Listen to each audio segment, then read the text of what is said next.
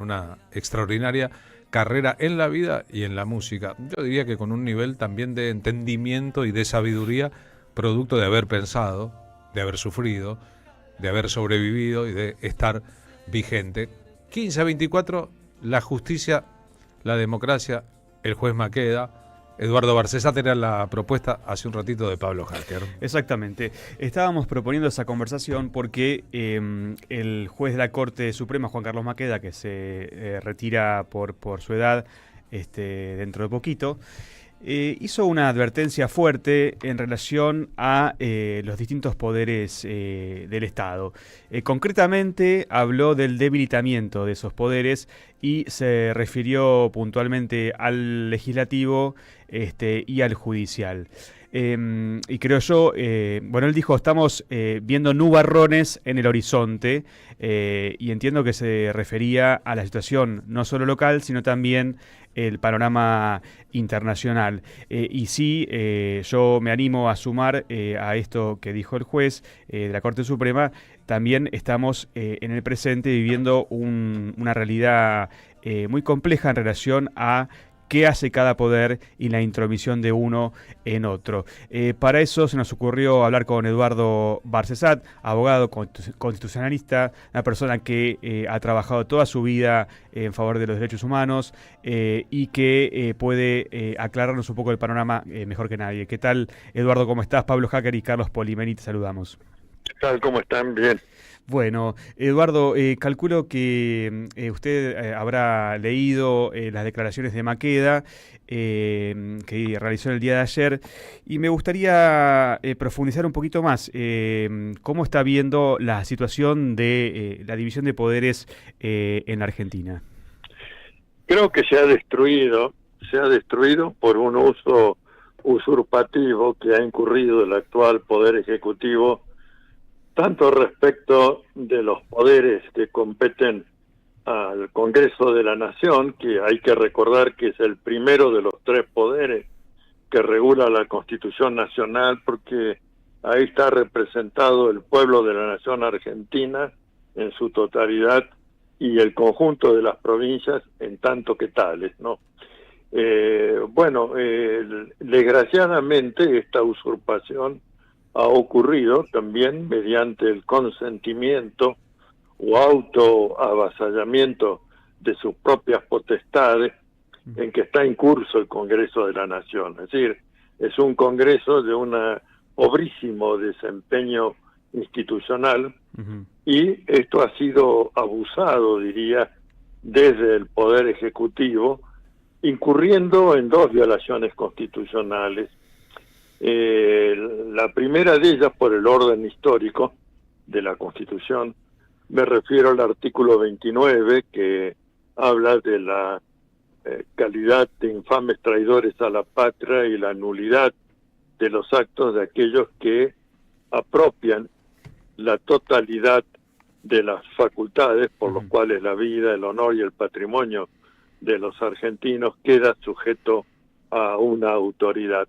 Quienes consientan estos actos están sujetos a la misma descalificación. Es decir, estamos en presencia de un poder ejecutivo y de un tramo demasiado extenso, desgraciadamente, y demasiado diverso de lo que se votó en el año 2019, que lleva a esta situación de destrucción de la institucionalidad. A esta cláusula debe seguirle con estrecha correspondencia el artículo 36, el nuevo artículo 36, porque se incorporó en el año 1994, deber de obediencia a la supremacía de la Constitución Nacional, que si bien fue previsto, redactado, pensando en la dolorosa historiografía institucional argentina de los golpes de Estado militares, también debe ser aplicado para cuando un poder con legitimidad de origen transgrede los límites reglados de sus incumbencias constitucionales para apropiar las facultades de los otros poderes del gobierno federal, con lo que la Constitución deja de regir en la misma medida. Bueno, este panorama se completa con un poder judicial que ha sido artífice, particularmente en la cabeza del poder judicial, ha sido artífice de la aplicación del lawfare, de guerra o persecución judicial en la nación argentina, siguiendo lamentable ejemplo de otros países y las doctrinas de la Academia West Point de general que dijo, bueno, no hagamos más lo que sea el aniquilamiento de la persona, la desaparición forzada. Podemos destruirlos igualmente al enemigo o adversario mediante la persecución judicial que lo deja fuera del escenario de la política. Bueno, y así ha ocurrido, claro, lamentablemente, y sigue ocurriendo más lamentablemente en la nación argentina. Desde el gobierno de Mauricio Macri y ahora intensificado en bueno, estamos asistiendo a esas políticas y debemos decir, más allá de las expresiones de buena voluntad del ministro próximo a jubilarse de la Corte Suprema, el doctor Maqueda, que él también ha sido parte de este lawfare, de esa persecución judicial, porque no recuerdo ningún voto aislado o en conjunto en que la Corte haya puesto un límite a esta desviación de la función judicial, que si hay un poder, todos están obligados desde ya a esa obediencia a la supremacía constitucional. Queda claro. Pero si hay alguien que tiene mayor historiografía en esto, es el Poder Judicial de la Nación, porque desde la primera ley de organización, la ley 27, imagínense de qué año estoy hablando, claro, estableció como deber primero el asegurar la observancia, la supremacía de la Constitución Nacional, aún por sobre los actos de los otros poderes que estuvieran en contradicción con él. Doctor, bueno, le interrumpo un segundito. O sea, el partido judicial claramente ha reemplazado al partido militar. Hoy en día no hacen falta golpes de Estado, hace falta jueces o una institución que termine justamente persiguiendo a dirigentes que no son cómodos al poder. ¿Estamos más o menos en esa línea hablando? Por supuesto, por supuesto, por supuesto. Y debemos decir también que cuando propusimos o hicimos conocer, porque no había que pedir la autorización de nadie, de la realización en el año 2020 de una iniciativa internacional de un tribunal ético para juzgar el lawfare que se iba a realizar en España, convocado por dos entidades internacionales, precisamente el Lawfare Institute y Common Action Forum. Bueno, cuando comuniqué eso en la Argentina, y lo comuniqué porque era integrante del tribunal y además me habían discernido el honor de ser quien lo presidiera, con prestigiosos profesionales y juristas de talla.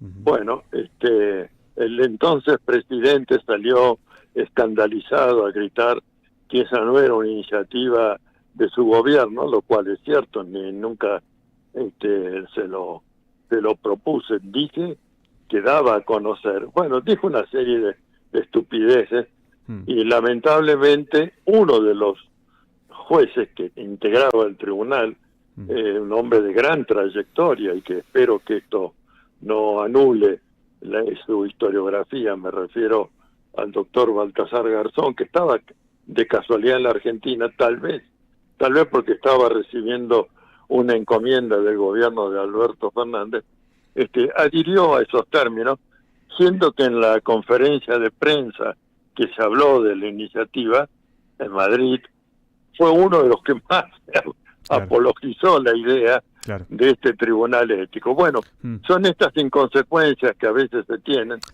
y que, bueno, en el caso del doctor Maqueda uno diría se corresponde más con su trayectoria, no así con la de Baltasar Garzón. Pero este señalamiento que hace de estilo señalamiento póstumo cuando se aleja de la función judicial, hubiera sido muy útil si lo hubiera volcado en un pronunciamiento mientras estaba en plena actividad y no próximo a su jubilación, Claro. cuando ya cualquier expresión pierde Potencia. imperatividad y potestad, ¿no? Doctor, y en relación al presidente, a Javier Milei, ¿usted cree que hay alguna razón para que se haga una acción en función de justamente esta forma de gobierno que se aleja de la democracia tal cual como la conocemos y la celebramos hace 41 años, en el sentido de los decretos, en el sentido de incluso las palabras despectivas hacia otros poderes? ¿Hay algún elemento jurídicamente hablando que le pueda caer al presidente en relación a su forma de actuar desde como cabeza del Ejecutivo? Bueno, claro que sí, y es por eso que se han promovido, yo estoy en 3 de ellos, diversos pedidos de juicio político, que es un instituto que viene de la Constitución Histórica de 1853, para remover del cargo por mal desempeño y posible comisión de delitos de acción pública. Bueno, estamos en las vísperas, digo porque esto tenemos una reunión, los promotores del pedido de juicio político pasado mañana, donde vamos a examinar qué medidas adoptar, porque el pedido arrancó en abril de este año y hasta hoy el Congreso de la Nación no ha dado ningún paso para dar cumplimiento, así sea que fuera rechazado, pero para darle el tratamiento, el debate que corresponde. Por eso, de mi lado, pienso proponer a este elenco el tema del pedido de una denuncia penal contra el presidente de la Cámara de Diputados y o de toda autoridad que podría ser integrante de la Comisión de Juicio Político que han omitido darle tratamiento. Y en la segunda ampliación de ese pedido de juicio político, invocamos la aplicación de la figura del genocidio silencioso del hambre por el modelo económico que se está implementando y las consecuencias del mismo, particularmente en la situación de los niños y de los adultos mayores, ¿no? Eduardo, me parece una causa muy, muy justa, es lo que muchos quizás están también hablando. Está muy bien que lo hagan en forma, digamos, institucional para darle el carril que tiene que tener. Le agradecemos mucho esta comunicación y en otra oportunidad quisiéramos ir conversando y hablando, así que lo vamos a volver a molestar y muchas gracias por su tiempo. Hasta pronto. Gracias, Eduardo. Eduardo Barcesat, ¿no? El combo de cosas que se arman en torno a el estatuto de la democracia como la conocemos y